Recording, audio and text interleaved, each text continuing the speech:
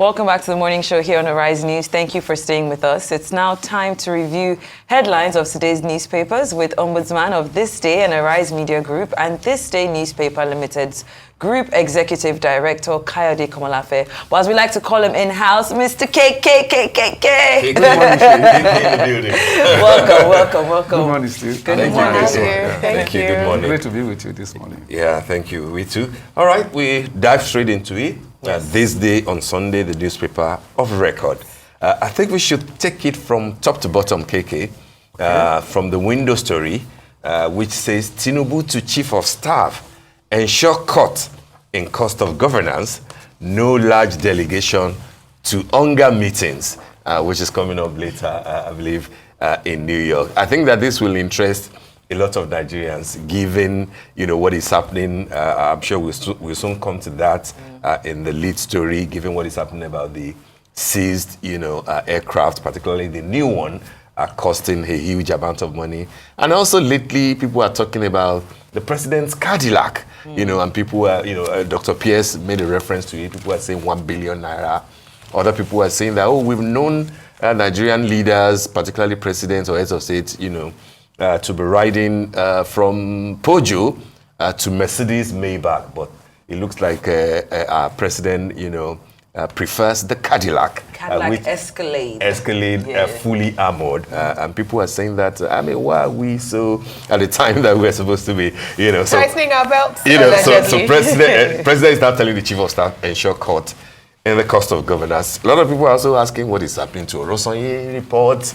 Is it no longer being implemented? Your cabinet that is larger than life, what's going to happen? Anyway, a few other stories.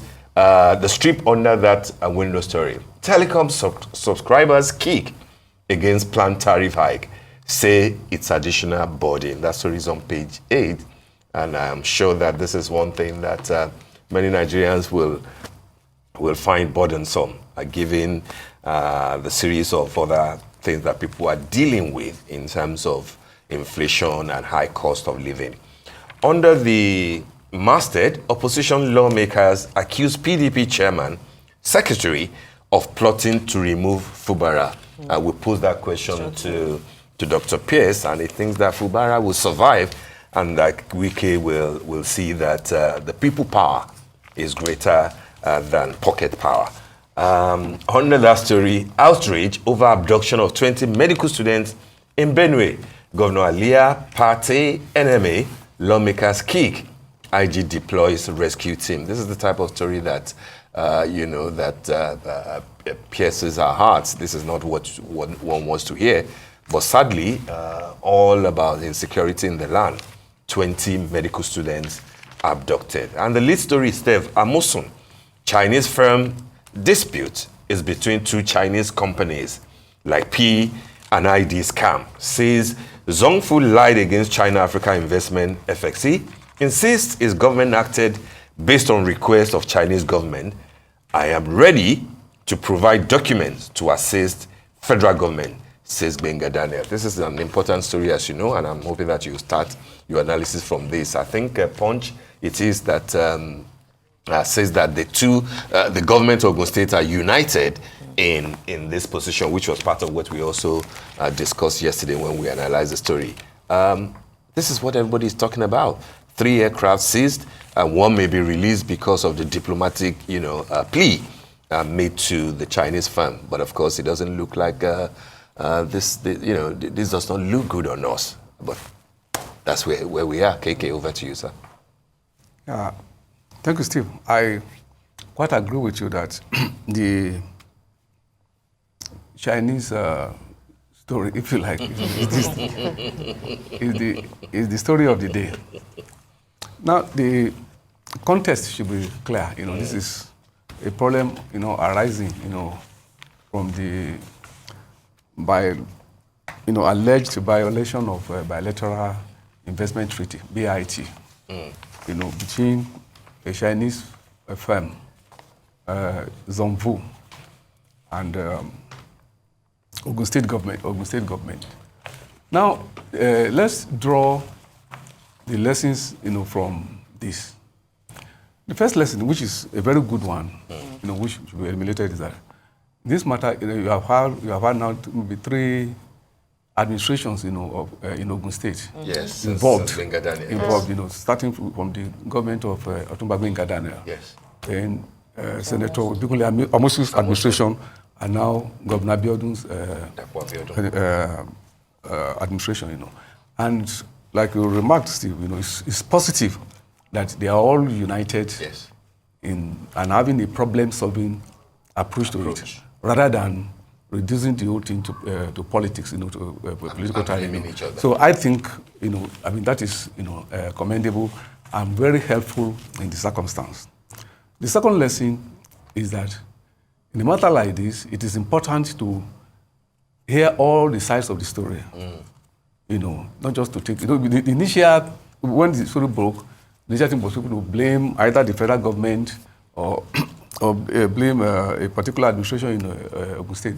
But given the information, now provided by Senator Amosun, the former governor, and also Otumba Gbenga, the Senator Daniel is also a senator. You discover that there is a lot of illumination into what might have really happened, and that is why, and also that the two of them pledged publicly that they will cooperate with the authorities, in this case the federal authorities, in resolving the matter by providing the needed, information. I think that spirit is good, and it should be encouraged. The third one is that this is another reminder that, because since 1999, this present democratic dispensation, it's like there's been the sing song of every government, talking about, this fixation with foreign investment, no matter from where it comes from. Even if somebody is bringing in $20,000, it's foreign investment, and investors, putting, people with hot funds, portfolio investors, all kinds of people, coming to play a game with us. Because like Governor Amosun, put in his own statement issued yesterday, said that we should be very careful. This will be another case of P&ID. And in fact, he is suggesting that the approach of the federal government should be this matter should be treated as that of P&ID, because he alleging that Zonvo, I've been trying to play a smart one, on Nigeria. His own narration is that this matter is essentially a dispute between 2 Chinese companies, namely China Africa and Zonvo, and that has to do with the claiming the ownership of the free trade zone, created, between Guangdong, the company, and Ogun State government. In his own view, he couldn't see any reason why the federal government or Nigeria now will not come and suffer collateral damage as a result of what essentially is a trade dispute between 2 Chinese. Did he suggest in any way in his position that he was misadvised at some point? No, not at all. He has Senator Amosun's statement. It's very comprehensive, very comprehensive. Giving information, including summaries of court proceedings on this matter, and and also the outcome of the initial arbitration, which was embarked upon when Zonvo first declared a dispute. But what I'm trying to say is that that is why the office of the Attorney General of the Federation should be more be on alert.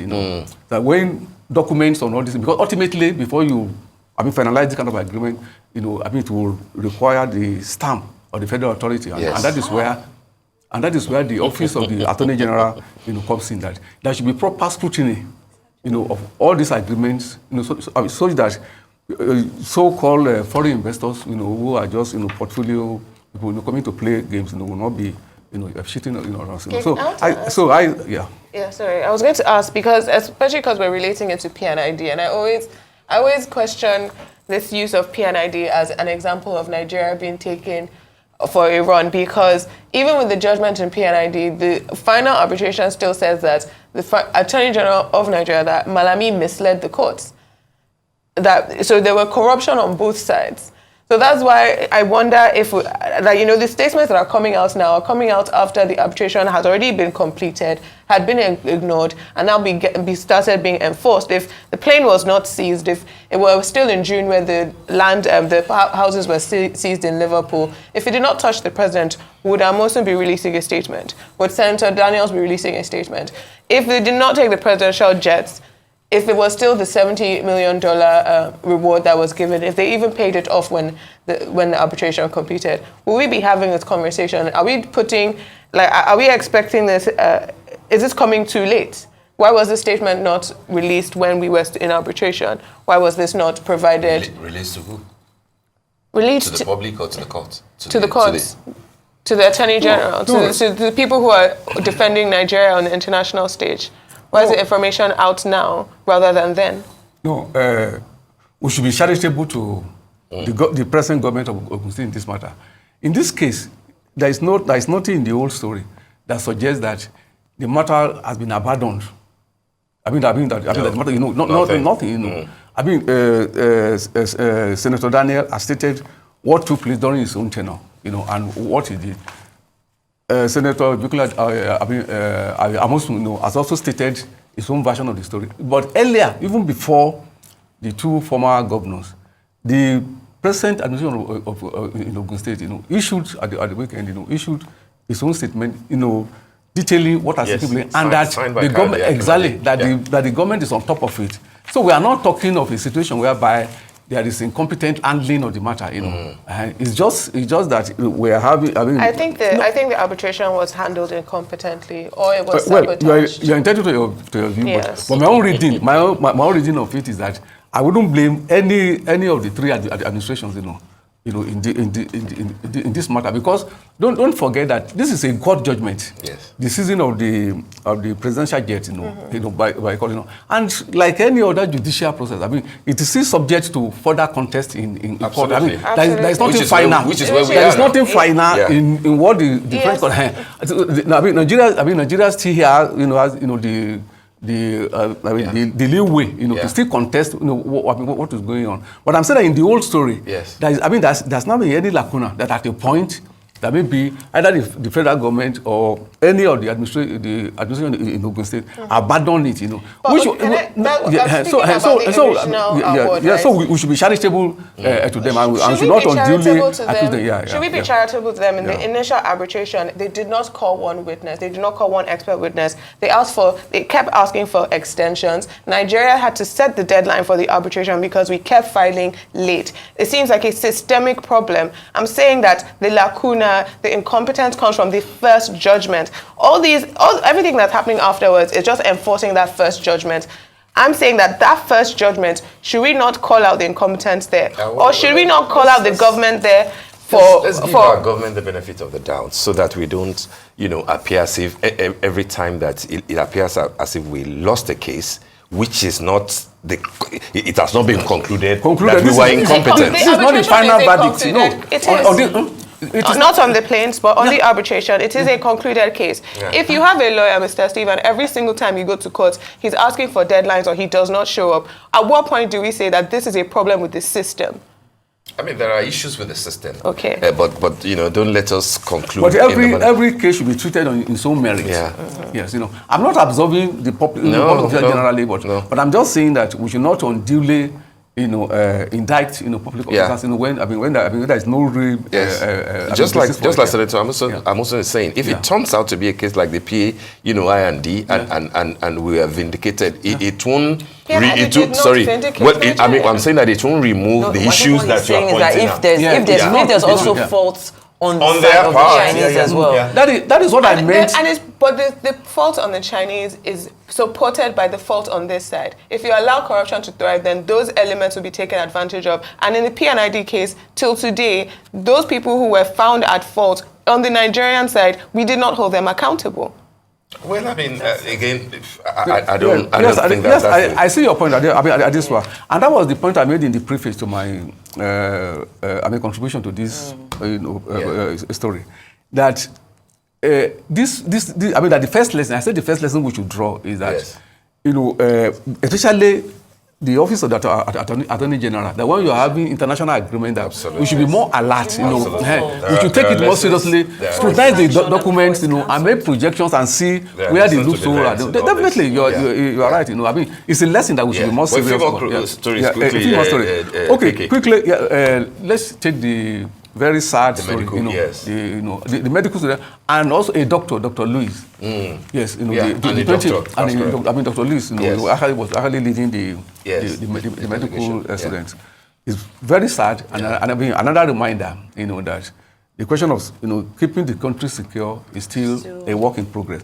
But in doing this, we must also try to encourage the security agencies, especially the police, because it's quite commendable that the IG, immediately yesterday, deployed some special efforts. That the response was sweet and was taken. It was taken really as a real emergency. So we hope that the security men who are in the bush,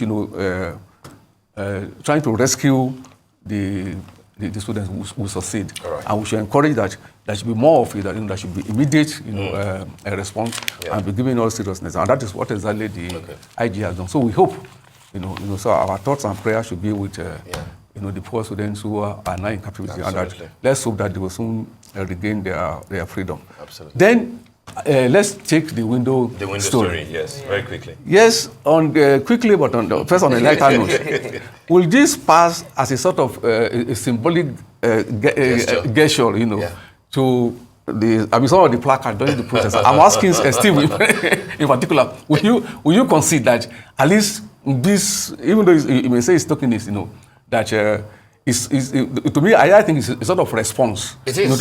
Because part of the demands of the protester is that we should cut the cost of governance. Absolutely. And but beyond this, I think it is that the austerity mood, should be better reflected. Generally, if we know that some of these foreign delegations, some of the things that you have delegations, going for, there are things that our embassies in those countries will actually do, because some countries they don't send delegation to the president and the VP already cut their own. I'm even saying that even apart from the one involving the president, that even in other government departments, ministries, departments, and the rest, some of the things that some of the events that we send large delegations from Nigeria to, there are things that our embassies absolutely in those countries, if they are well empowered and there are experts that can represent us, that we not even need to send anybody, and if we are sending anybody at all, it will just be just a very slim. A lot of people understand why the president is talking about large delegation to UNGA meetings because of what happened last year. Last time, last time was a mess. So it's positive that it is. But of course, people will still make reference to the Cadillac and the aircraft, isn't it, KK? You're entitled to your views. And the size of the cabinet. Steve, yes. This is style. Okay. All right, this day's style. Let's look into it. We have the beautiful Simi. She's a singer, and then this is touching on her journey of self-discovery. Simi Sola Bolatito Kosoko, who of course is married to Adekunle Gold, has always been a force to reckon with, blending her soulful voice with heartfelt lyrics that resonate deeply with fans worldwide. From her humble beginnings as a gospel singer, where she captured hearts with her debut album Ogaju, to becoming one of Nigeria's most beloved artists, her journey has been nothing short of inspiring. It's actually safe to note that we actually did attend the same university. She was in the choir for a long time. Actually, which is Covenant University. Okay, yes, Covenant University in Ota, and she was one of actually the top singers in the choir for a long time. Exactly. So it was very interesting to see her transition from gospel music to what you would call secular music, but she's been doing fantastic. She can sing, she can produce, she does inspirational music too. Yes, she does. Quite good. And congrats to her. She's on the cover of This Day Style. Okay, that is great. All right, KK. Before we go, Sunday Telegraph and Adesola, what do you have there? It's the same story. We have it. The Weekend Trust is a big plane. Everyone's talking about the Everyone's planes. talking about the plane. But the Telegraph is not talking about a plane. The banner there say National Assembly under fire over pay, poor legislative work. 21 million senators pay choking, breeding inequality. That's according to the NLC. There was than rubber stamp. That's Odinkalu, Chidi Odinkalu, Prof. An IGP's tenure extension, greatest disservice to Nigeria. That's coming from an SAN. And then there's an exclusive story, again on the cover of Sunday Telegraph. ICPC detains TED fund boss, Econo, over 7 billion naira fund diversion. If we had that to, I think, is it EFCC that is dealing with the Arge man over the 90 billion thing, and they've already made some, it looks like the anti-corruption thing under this, administration is making progress, even though people are waiting for what happened to the Honorable Minister who is on suspension for 8 months. KK, one last word. So which of the stories should Sunday Telegraph. Okay, let me take the National Assembly. Yes, but in 10 seconds. In 10 seconds. Now the principle here is Yes. that we should insist that the pay of National Assembly members should be subject to the decision of the Revenue Mobilization and Fiscal Commission, because that is what the law says. That it is immoral, for the National Assembly to fix, it should obey the law, since they are the lawmakers. That whatever that commission, stipulates for National Assembly members, in my own view, will be legitimate and will be legal. Full disclosure. Full disclosure. National Assembly, Executive, Judiciary, full disclosure is important. All right, then. Thank you so much, KK, as always, for a brilliant Sunday morning analysis of the headlines of the newspapers. Thank you indeed, KK. Thank you very much.